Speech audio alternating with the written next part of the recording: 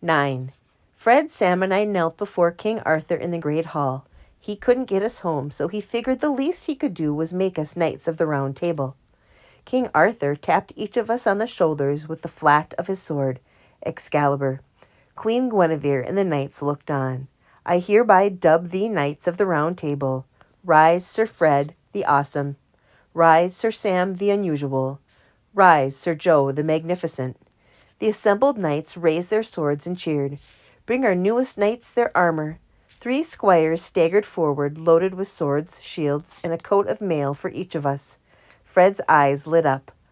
Armor, swords, this Middle Ages stuff might be okay after all. Then Merlin appeared.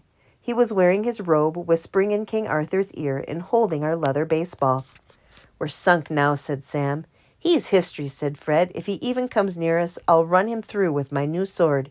Don't say anything, I said. Pretend you never heard of baseball.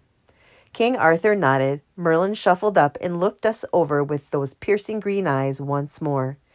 E'er since you enchanters arrived, he said, I couldn't but think you were of a time or place I had not seen before. Nope, we never heard of baseball before either, said Fred. Sam groaned. You dimwit, why don't you just throw us into the dungeon yourself? Shut up for a minute, you guys. Let Mr. Merlin talk. He was, or is, one of the greatest magicians who ever lived. Merlin bowed his thanks to me and continued.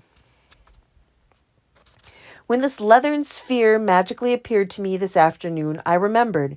This sphere appears in a very old and very strange book. Even I know not whence this book came. Perhaps you know something of its secret. And with that, Merlin produced from his robe a thin blue book. A book such a dark, dark blue that it looked black like the sky at night. It had gold stars and moons along the back edge and twisting silver designs on the front and back that looked like writing from a long time ago.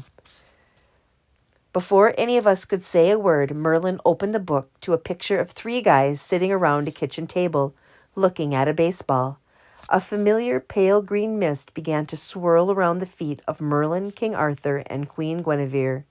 Everyone oohed and awed, thinking it was another magic trick. Merlin smiled. The mist rose, covering all.